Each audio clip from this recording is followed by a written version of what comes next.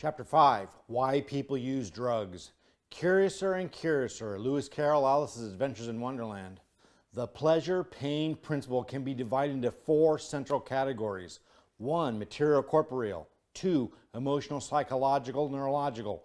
3, philosophical. And 4, spiritual. Material-corporeal. The material-corporeal category is specific to our physical wants and needs. Just beyond our survival needs of food and shelter is the need for comfort and pleasure. This category is simple. Feel good and have a good time. Our impetus here is more concerned with the seek pleasure part of the principle than the avoid pain principle. I know it is tempting to bring out the Freudian lens and insist that every pleasure-seeking behavior must have a hate your father, love your mother impetus, but if something truly feels good or even great, do we need a complex psychological cue to explain it? Nope, we are fully capable of desiring sex and love and even ice cream simply because they are pleasing to the senses. Sure, our desire to eat or be sexual or crave someone's loves can be combined with other forces, but sometimes a cigar is just a cigar. We want it and like it for no other reason than it simply feels good. It feels good physically, mentally, and emotionally. This category is as straightforward as it seems. Only if someone is experiencing withdrawal does this category apply to addiction. Emotional, psychological, neurological. Our emotional, psychological, and neurological responses are a means of coping or compensating for a deficiency. Seeking pleasure is now mixed with avoiding pain. When we feel pleasure, we instantly escape feeling bad. When it comes to our emotions, we cannot multitask. We may fluctuate every second between them, but it is not possible to truly have 2 feelings or thoughts at one time. The pain principle strives to avoid pain. One way to accomplish this is to neutralize pain, which drugs do.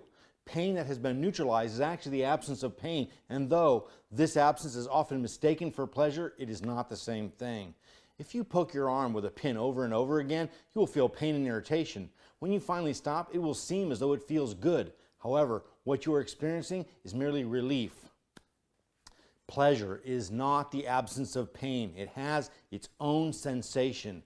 Drugs provide both the absence of pain and the sensation of pleasure. Philosophical. Some people are driven by a need to make sense of their lives and the nature of reality itself. These people are born with an inquisitive nature. They cannot be satisfied knowing that something works. They must know how and why it works.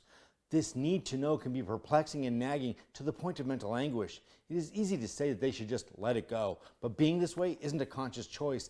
It is an innate quality. Unfortunately, this exploring and curious nature creates risk.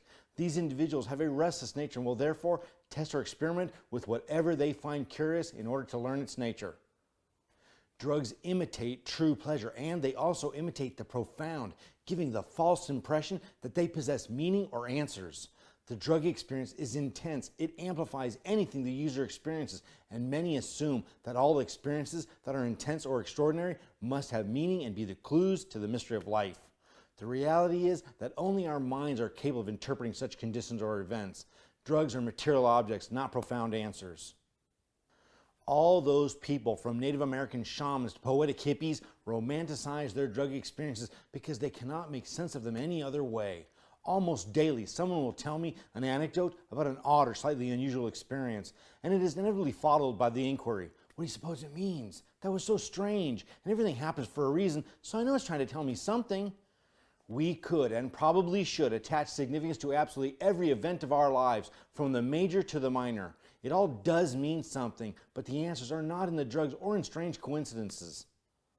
The answers are all around all the time, in the rocks, in the trees, in the atoms that make your hair and feet, in the events of our lives, and even in those times when life is inert. Breathing itself is a miracle. It is so simple yet so profound. This basic and autonomous function is the very source of our living. The point is that we do not need drugs to experience the profound or philosophical. We merely need to tune in to the subtle frequencies of life and realize that yes, indeed, life is mysterious, profound, and fascinating. Drugs do not make it that way, nor are they the only way to gain access to the vision and perception to see it this way. Drugs can indeed awaken our minds to the unusual and initiate us into deeper thinking and perceptions, but they are similar to junk food. While it does feed us if we're hungry, it's not a healthy source of sustenance. I was also seduced in the beginning by the profound quality of the drug experience. I was attracted to anything that would expose me to something beyond the normal parameters of human experience. I was seeking something beyond my sense of self or the world. Drug abuse was a symptom of feeling philosophically incomplete and not whole, not the result of having been abused or mistreated.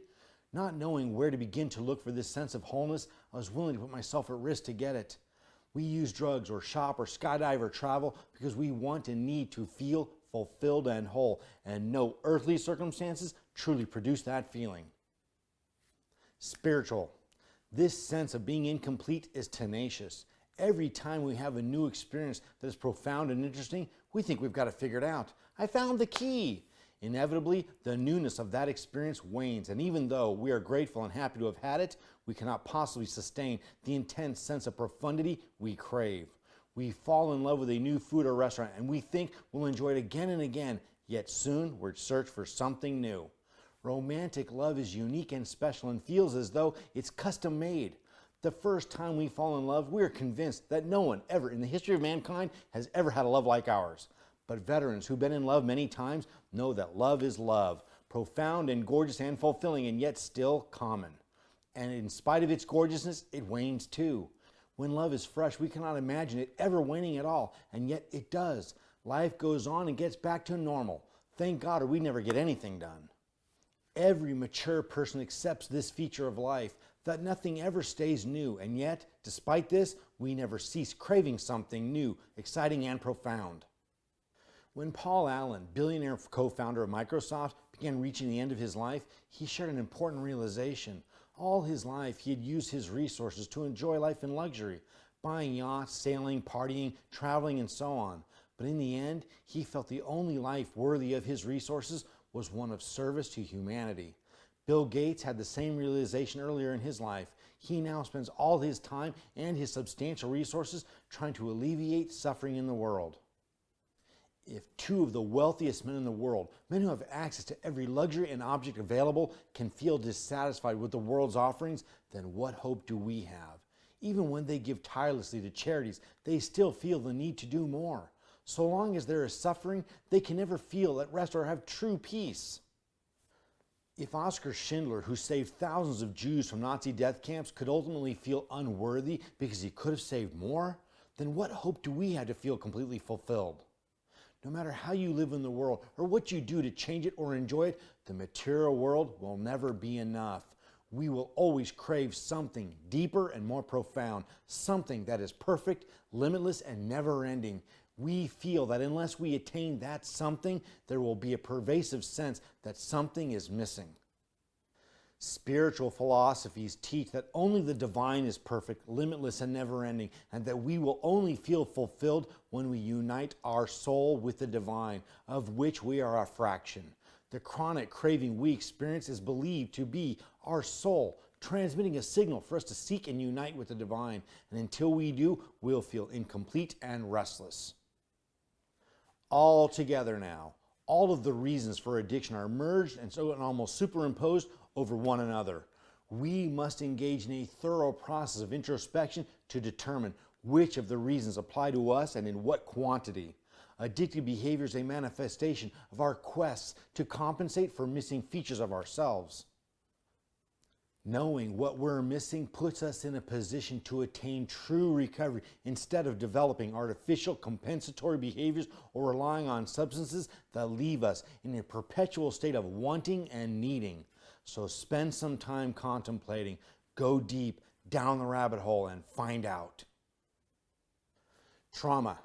Trauma can be a beating, an accident, a loss, or an event that we are not intrinsically designed to withstand, such as rape, molestation, or parental abuse. Trauma interferes with brain development, impairing the natural release of GABA, glutamate, dopamine, and neurochemicals responsible for feelings of pleasure and reward. Drugs and addictive behaviors compensate for these deficiencies by forcing these neurochemicals to be released, along with their accompanying side effects and consequences. Childhood trauma creates the perfect circumstances for drug abuse. People cannot be blamed for wanting, no needing, to compensate for these deficiencies, but a healthy way of compensating needs to be established. It takes a lot of trying and searching to healthily compensate for trauma. We cannot fix defects through mere acceptance, awareness, or understanding of them. We must take the required time and travel the very long road of reinventing ourselves and our place in life. Some traumas are ongoing, not relegated to the past. I've worked with many youths aged 25 and under who experience severe judgment and criticism and are deprived of tolerance, acceptance, and affection. These deprived states trigger toxic addictive behaviors as the mind naturally seeks ways to stimulate SD&E release. These toxic behaviors exacerbate the situation. Family members respond by continuing to withhold acceptance and affection, and a vicious, self-perpetuating cycle is established. 19-year-old Alexa and 23-year-old Chris are justifiably criticized and punished for their destructive and disruptive choices with drugs. Yet their parents see nothing wrong when they explode in anger and call them useless drug addicts, shouting this at the top of their voices each time there is an episode. It's hard to blame these parents for being and acting upset when their adult children just rip them off and use their money on for dope. Yet, while their reaction is justified, it is not productive. Such reactions deepen the feelings of worthlessness and anger in a mind that never matured and found true security through love and acceptance. When I talk to these parents about their own behaviors, how to modify them, they often rationalize and carry on with them. They agree, acknowledge, and promise to change, but week after week, the same abuse and deprivation goes on. Just as it is with the addict, promises to improve go unfulfilled. Copious session time is spent validating these youths, reassuring them that they are valuable, while simultaneously holding them accountable for their own progress and future. I tell them, no one's going to do it for you. You cannot rely on them or me or doctors or programs. You need to find your freedom, control, and independence, or you can spend your life justifiably limited and being an expression of your parents' defects. It sucks, but what is the alternative? Dope life or independent life? Don't let your parents win. The best revenge is living well. The brain needs to be taught how to produce these reward chemicals on its own, the way it was originally designed to do. After an accident in 2013, I had to teach my brain how to operate my legs again. My legs were fine. I had neither muscle trauma nor broken bones, yet I could barely walk without running into doors and into walls or falling down. A brain injury had impaired my brain's understanding of how to operate my legs. It no longer knew how to talk to them. Similarly, traumatized people need to teach their brains how to feel pleasure, reward, acceptance, and other emotional forms of happiness or fulfillment. Many use drugs and engage in other toxic behaviors and toxic relationships in an attempt to teach these experiences to the brain. Unfortunately, a brain traumatized prior to development has no point of reference to even grasp at. An individual intellectually knows what goodness, validation, and acceptance are supposed to be, but has no emotional reference to build on. Those traumatized in adulthood can retrain the brain, which is easier, though still hard, but those traumatized in youth prior to brain development must teach the brain from scratch. While the brain compensates the best it can, it cannot fix or replace the mechanisms on its own. My post-accident brain continued to have an especially hard time working my left leg, and I would compensate with my right one without being consciously aware of it. Sounds good, right? Not really. This over-reliance on the right leg caused a spinal disc bulge that pinched my sciatic nerve. Eventually, I had to have that disc surgically removed. After 14 hours of surgery, I once again had to teach my brain how to do the whole walking, talking thing all over again from scratch. Compensation can be a temporary fix, but it will eventually cause a deficiency somewhere else. We need the brain and the entire human organism to work the way it was designed. If we cut a corner or compensate in some way, trouble will emerge. For example, one who is lacking feelings of love or acceptance may turn to drugs or sexual promiscuity to temporarily reset the balance. Eventually, consequences will ensue, and the result will be even worse than the original deprivation. My original accident was horrific, and yet the spinal fusion that resulted from my body compensating for what it could no longer do was far worse. My spinal fusion made my original accident seem pedestrian and small, which it wasn't by any means. You may ask, aren't there drug addicts that had good childhoods and had plenty of love and affection and approval? Of course. My own childhood was pretty average. My parents were far from perfect, yet I had a fairly stable childhood. It was at times rocky and challenging for all of us. My siblings went through the same family events and upheavals in their own way.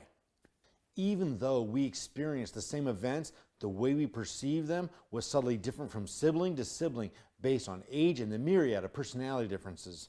My sister was 3 years older and experienced much of the same family events and circumstances that I did, yet I became a hardcore IV drug user and she merely dabbled in drugs.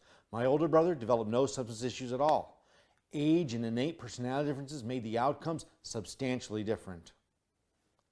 The conventional science of addiction's roots and causes is advanced and accurate, but it is partial, not whole. To say that addiction is caused and sustained by little more than defects in neurology is oversimplifying.